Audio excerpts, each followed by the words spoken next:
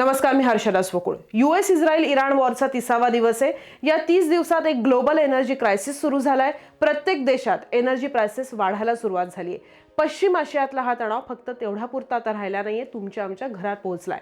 आणि हा तणाव निवळण्यासाठीचा प्रयत्न म्हणून पाकिस्तानात पोहोचलेत की रिजनल पॉवर्स. रविवारपासून या चर्चेला पाकिस्तानातल्या इस्लामाबादमध्ये सुरुवात झाली आहे आणि पहिल्या दिवशी तिकडे नेमकं काय घडलंय हे सांगणारा हा व्हिडिओ आहे. आपला मेन व्हिडिओ सुरू करण्यापूर्वी आणखीन एक नोट आहे की या आठवड्यामध्ये तुमच्यासाठी पेट्रो डॉलर या विषयावरचा एक व्हिडिओ लवकरच आणणार आहे. कारण या व्हिडिओच्या कमेंट बॉक्समध्ये तुम्ही म्हटला होतात की पेट्रो डॉलरवरचा व्हिडिओ बघायला आवडेल. त्यावर आता अभ्यास सुरू झाला आहे, त्याचं एडिटिंग, त्याचा रिसर्च, त्याचं सगळं शूटिंग हे सगळं सुरू आहे एकीकडे. सो लवकरच तो व्हिडिओ येईल. मागच्या 30 दिवसांमध्ये आपण एक सिरीज करतोय या वॉर संदर्भातल्या बातम्यांची सुद्धा, आणि त्यानिमित्तानं काही इतिहास आपल्या चॅनलवर डॉक्युमेंट करण्याचा प्रयत्न आहे, so that even in future तुम्हाला तो रेफर करता येईल. ही संपूर्ण सिरीज जी आहे त्याची प्लेलिस्ट आपल्या चॅनलच्या प्लेलिस्ट या सेक्शन्सच्या मध्ये तुम्हाला पाहायला मिळेल. नक्की सगळे व्हिडिओ या आधीचे पण तुम्ही जरूर बघा. Coming back to the topic, स्वतःच्या भूमीमध्ये टेररिझम वाढवलेल्या पाकिस्ताननं शांततेसाठी प्रयत्न करणं ही एक आयरनीच आहे. हे वॉर थांबवण्यासाठी अमेरिकेला जिओपॉलिटिकली पाकिस्तान महत्त्वाचं वाटणं ही एक पॉलिटिकल मूव्ह आहे. आणि भारतासारखी सुपर पॉवर जिच्या हातात युद्ध थांबवण्याची ताकद आहे हे अनेक जाहिरातींमधून आपल्यात लादलं गेलं आपल्यावर. त्या सुपर पॉवरच्या विश्वगुरूंनी कम्युनिकेशनला दलाली म्हणणं हे म्हणजे क्यों देखूं मैं गन्ने के खेत में? क्या खास बात है गन्ने के खेत में? नहीं देखना मुझे गन्ने के खेत. मत देखो यार, बिल्कुल मना कर दो तुम उन लोगों को, मत देखो. पाकिस्तानला मेडिएशन मध्ये इन करून नंतर ट्रम्प यांनी PM मोदी यांना फोन केला. बातम्यांनुसार भारताला लूप मध्ये ठेवलं. खरं तर दलालीत आम्हाला लूप मध्ये ठेवू नका असं तेव्हा PMनी म्हणायला हवं होतं, पण ठेवलं तर ठेवलं. वर न्यूयॉर्क टाइम्स म्हणतंय की त्या फोन कॉलमध्ये एलॉन मस्कही होता. भारत सरकार म्हणते असं काही नव्हतं. ट्रम्प सरकार तर ही बातमी अशी नाकारतच नाहीये. मिडल ईस्ट कॉन्फ्लिक्टबद्दल external affairs minister S Jaishankar यांनी ऑक्टोबर 2024 मध्ये ना एक स्टेटमेंट केलं होतं. ते असं म्हटले होते की अवघड काळात काय महत्त्वाचं आहे? संवाद महत्त्वाचा आहे. कम्युनिकेशनला अंडर एस्टिमेट नाही केलं पाहिजे. जर काही गोष्टी सांगायच्या असतील तर हे सगळं आम्ही करतो आणि पुढेही करू.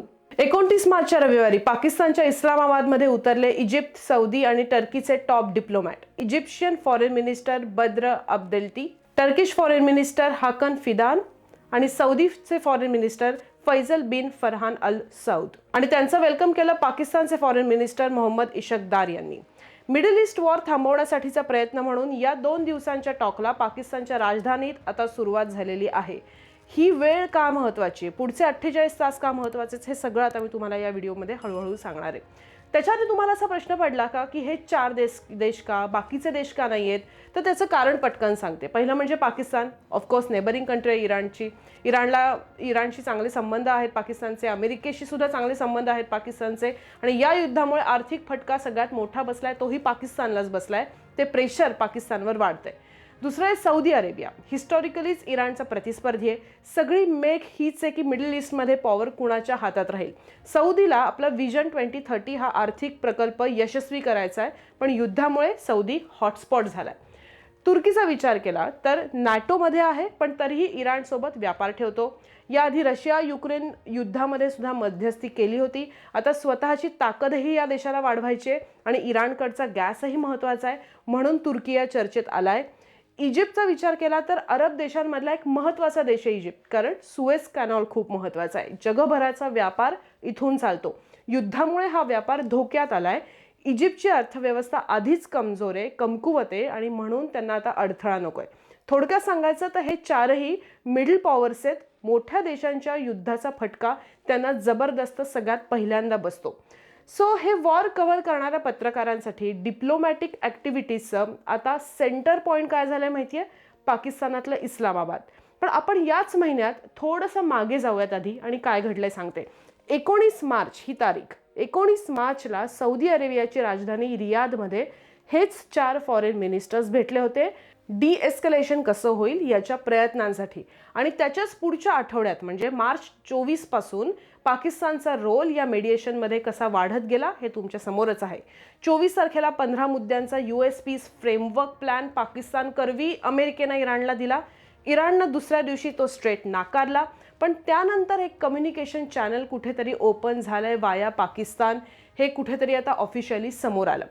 अल जझीराच्या रिपोर्टच्या अनालिसिसनुसार काल जे पाकिस्तानमध्ये इजिप्त, सौदी आणि टर्कीचे फॉरेन मिनिस्टर्स भेटलेत तो 19 मार्चला जो रियाधमध्ये झालेल्या मीटिंग झाली त्याचाच एक पुढचा भाग आहे. या एक बेबी स्टेप्स आहेत आणि आता एक प्रादेशिक गट तयार करण्याचा पाकिस्तान कुठेतरी प्रयत्न करत आहे, ज्याच्यामध्ये पुढे इंडोनेशिया आणि मलेशियासारखे मोठे देश सहभागी होऊ शकतात असा हा रिपोर्ट सांगतो. ॲट द सेम टाइम पाकिस्तानच्या या मेडिएशन एफर्ट्समध्ये चीननं तेहरानला पाठिंबा दिलाय आणि इराणला एनकरेज केलंय की तुम्ही पाकिस्तान बरोबरच्या या डिप्लोमॅटिक प्रोसेसमध्ये सहभागी व्हा. म्हणजे चीननं पाकिस्तान याच्यात जे काही कम्युनिकेशन करत आहे त्याला पाठिंबा दिलाय. आता दोन मुद्दे यातले खूप महत्त्वाचे आहेत. एक म्हणजे नेमकं कालच्या पहिल्या दिवशी काय घडलं, हे टायमिंग का महत्त्वाचं आहे, आणि दुसरं म्हणजे आता US आणि इराण एकमेकांच्या समोरासमोर येणार का आणि फायनली हे युद्ध थांबणार का. तर आधी पहिला मुद्दा बघूयात की रविवारच्या पहिल्या दिवशी काय घडलं. हे जे 4 फॉरेन मिनिस्टर्स आहेत ते इस्लामाबादमध्ये पोहोचायच्या आदल्या रात्री म्हणजे शनिवारी पाकिस्तानचे प्राईम मिनिस्टर शेहबाज शरीफ यांनी इराणचे प्रेसिडेंट मसऊद पेजेशकियन यांच्याबरोबर 90 मिनिटाची चर्चा केली. मागच्या 5 दिवसात इराणियन लीडर्स बरोबरचं त्यांचं हे दुसरं कॉन्व्हर्सेशन आहे. ऑफिशियल्सचं असं म्हणणं आहे की यात फोकस होता डिएस्कलेशन कसं करता येईल याचा, आणि तेहराननं मागच्या सगळ्या निगोसिएशन मधला सगळ्यात महत्त्वाचा मिसिंग इन्ग्रेडियंट यावेळेला सांगितला, तो म्हणजे ट्रस्ट, विश्वास. अमेरिका जोपर्यंत इराणला हा भरवसा देत नाही तोवर डायरेक्ट डायलॉग होऊ शकत नाहीत असं इराणचं म्हणणं आहे.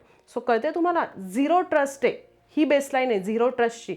इराणला अमेरिकेवर अजिबात भरवसा नाहीये. इथून आता डिप्लोमॅटिक टॉकची सुरुवात झाली आहे. आणि या सॅटर्डे इव्हिनिंगला पाकिस्तानचे दार आणि इराणचे परराष्ट्र मंत्री अब्बास अराक्ची यांच्यात सुद्धा फोन कॉल झाला.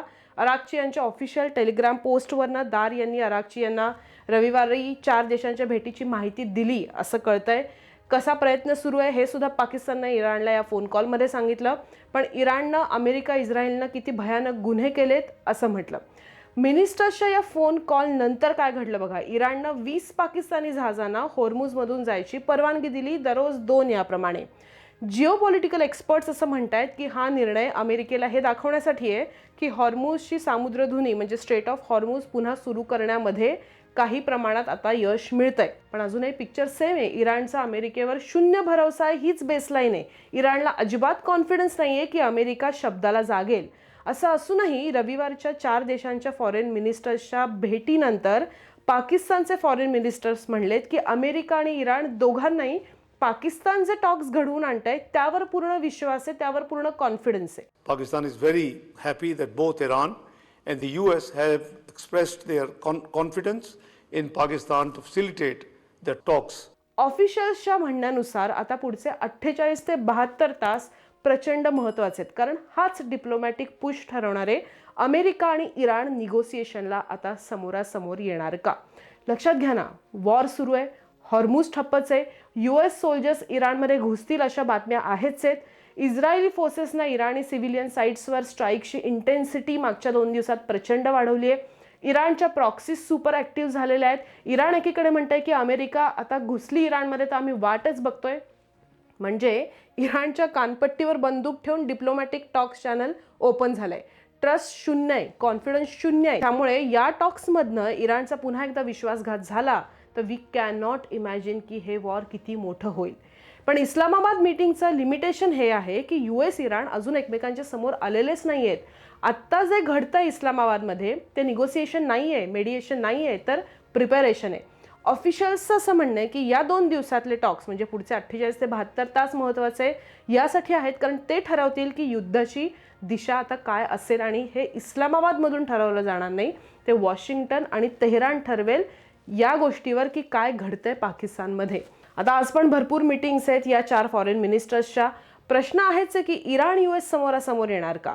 अल जझीराचा हा रिपोर्ट बघा, त्यानुसार डिप्लोमॅट्सनं असं म्हटलंय की ही मीटिंग सीजफायर व्हावं यासाठी नाहीये, तर US इराणच्या टॉक्स व्हावेत, या 2 कंट्रीजमध्ये टॉक्स व्हावेत म्हणून जे स्टेज तयार करायला लागणार आहे त्यासाठीची मीटिंग आहे.